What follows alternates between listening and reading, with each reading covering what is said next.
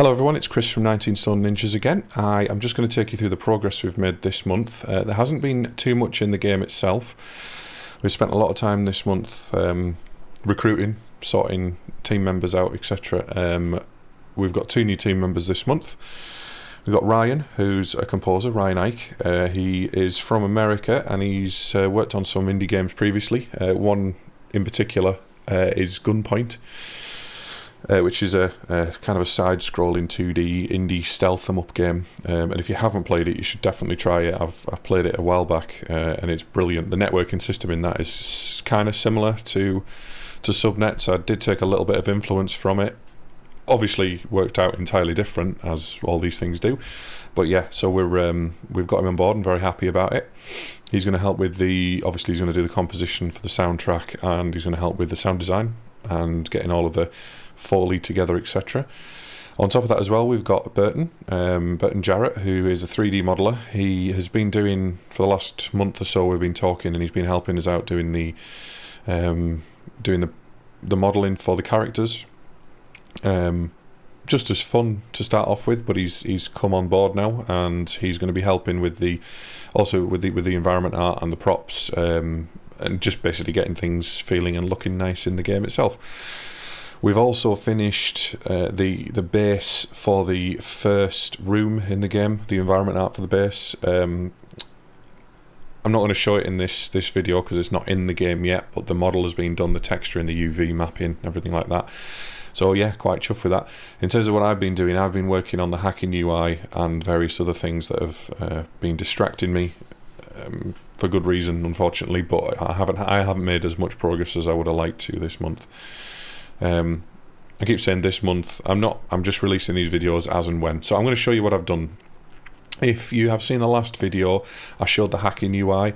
Basically, there's not much difference in terms of what you look at here, but inside the UI itself, there are a few new features. It now works, put it that way. I've now got something that fits together. Now you see this little red box here, this is a new network device, and this is a firewall. I've actually put it in between these two terminals because they are connected, but it can be anywhere in the game. So essentially, how it works is this firewall acts as a buffer or a relay to other devices in the game. So if you hack this device, you can then hack the firewall, and then the firewall has access to this terminal, and this terminal has access to that door over there. So if you wanted to open that door, there are 2 ways to do it. If I just get into a view where you can actually see things properly, let me turn that off and bring it over a little bit. Right, so there are 2 ways you can get in that door. The door can't be controlled itself, so you have to open it. It's actually set to open to start with, so let's close it to start with. You can either access it via this terminal or via this terminal. For now, what I'm going to do is I'm going to remove it from here. So this is door 04. Door 04. Let's just remove it from there for now. So you can only open it via this terminal. And this terminal can only be accessed by either hacking itself or So if this is in a room, for example, in an office, but you can either break into the office somehow and hack a terminal directly and then hack a door, or you can hack the more accessible terminal, which might be outside the office, it might be more freely available, hack the firewall and then hack into the terminal to be able to hack into the door. So it's kind of like a relay system. So if I show you the UI work that I've done, first thing you might notice, let me just maximize, is that there are no lines anymore if you saw the last one. In addition to that, the immediate thing that you notice is there's there's one more piece of text that tells you which state it's in. We're probably going to represent that in another way, but for now it just tells you which state they're in as you do the hacking. And on top of that, the devices that are being rendered inside what I'm calling cyberspace devices are wireframed, and they are scaled as well now. So they're scaled to, I think, 50% of the sphere. So yes, to hack a device, First of all, you've got this menu. It didn't do anything last time, but now the percentage will mean something eventually. It will be a probability calculation of some sort. This neural bridge option is something we're currently looking at for like a mini game. So say for example, let's give me I'll give myself a level 20 hacking skill for now. And so that gives me a 5% chance of hacking this particular device. There's a calculation behind that. I'm probably going to change it a little bit because all the device percentages are very, very low at the moment, and it's not going to be very fun if you can't hack anything. So yeah, we hack this. You then get the options. You can see all these lines appear, and if you mouse over any of the devices, you see what they are. So there's our firewall that I was talking about. And we've got a camera somewhere. There's an alarm down there. There's a camera. I'll just to show you the scale thing, I'll just zoom into the camera a bit. So the cameras are much smaller than that, but they're now working quite nicely inside the spheres. It took me a while to get that working properly. So you see the camera's currently in a scanning state. If you listen carefully,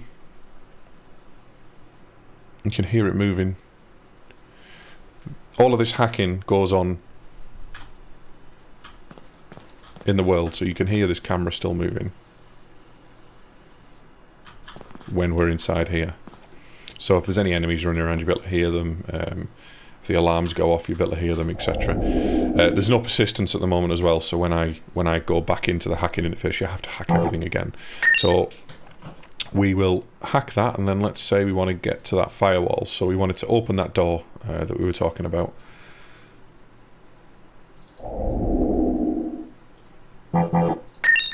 So I'll hack that. Now it's got a much less percentage. This is a level 10 device, that was a level 4 device. But on top of that, this will actually be in essence a level 14 device, because that's level 4, that's level 10. And this one here, when we go to this terminal, if we want to try and hack this, so this is an extra 5%, or extra level of 5, so we're 15, 14, 19. This will be a level 19 device essentially by the time we get here, and your hack percentage will be reduced considerably by the time you get to here. So the incentive is, yes, if you get good at hacking, you can hack around, you can move around, and you can hack all the devices in the game from the hacking interface. Alternatively, if you don't think that you're going to be able to hack that, you don't think that's a good enough chance, 1% is not a good enough chance, so I wouldn't even try that, then you would come out of this and you would try and find this terminal to make it easier to hack it. So you try and find it in the game itself. So now we can open this door. First of all, before we open the door, we have to hack it. You can hear it open then. And if we look around, bearing in mind it will open and you can come out of that and run towards it. So this was the door that was opening. So we can't actually access this door anymore. So the only way you can open that door is via those control panels. So I'm just getting away from the camera so it doesn't set off. Right, so one other thing. So this neural bridge, it'll be some kind of mini game.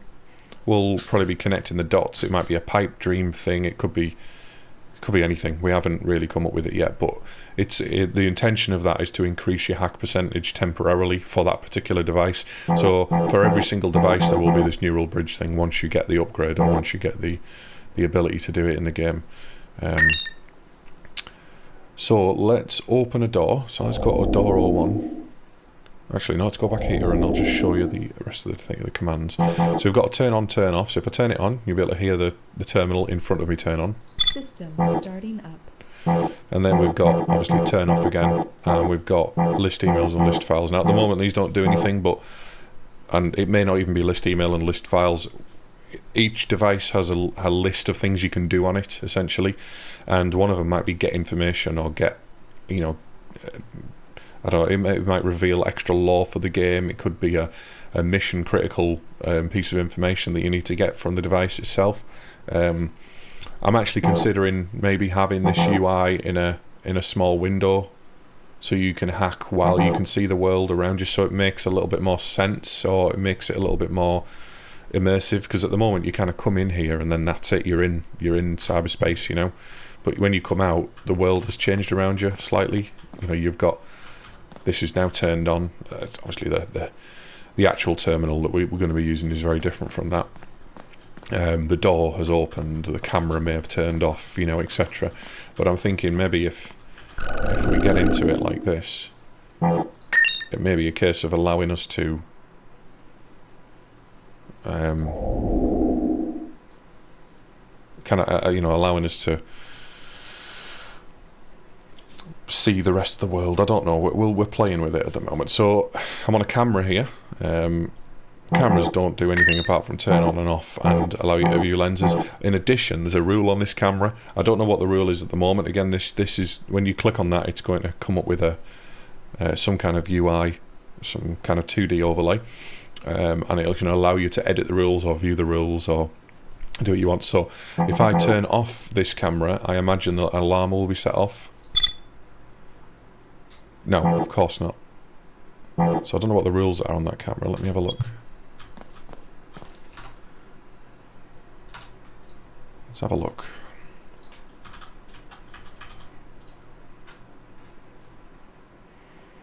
Send turn on to alarm 01. Maybe it did. There's an audio bug at the moment, and it seems to have appeared since I upgraded to Unity 4.5. Let's where's the camera gone?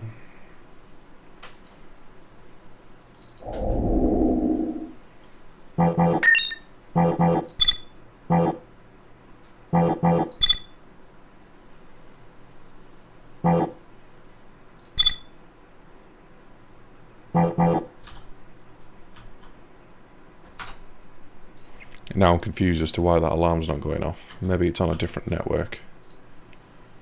I have been playing around with the networks. Alarm 01.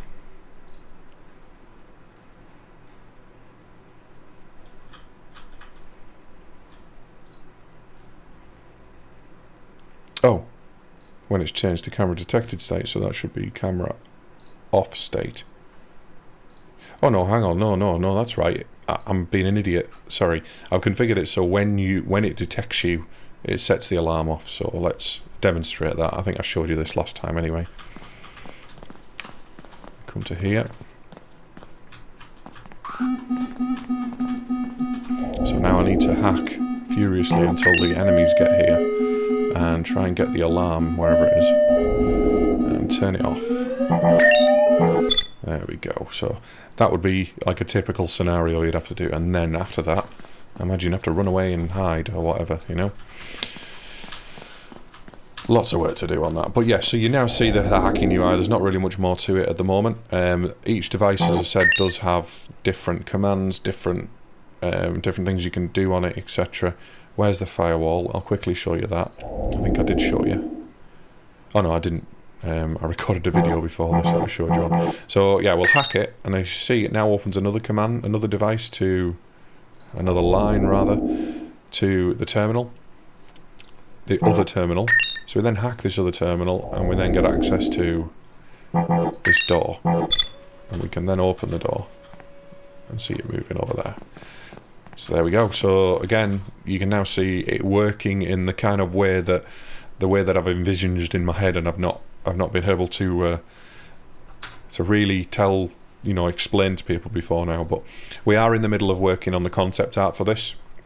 We're also playing around with numerous props at the moment and getting them working. I think this week the UI at the moment needs quite a bit of work. There's a lot in it, and it's getting a bit draining, I'll be honest, working on it right now. So I think what I'm going to do is I'm going to move on to maybe getting the levels together and maybe importing some of these assets and getting things starting to look like a game inside the game. So yeah, it's an exciting time, and thanks for watching, guys. If again, if any of you are interested in following the development, we update on Twitter quite a lot. Our Twitter is twitter.com/19ninjas. Our Facebook is 19 Stone Ninjas, I believe, and we've got, I obviously stream on Twitch occasionally, although at the moment I haven't been doing it so much, and that's twitch.tv/BidTheDog. And yeah, our website is 19stoneninjas.com. Thanks for listening. Catch you laters.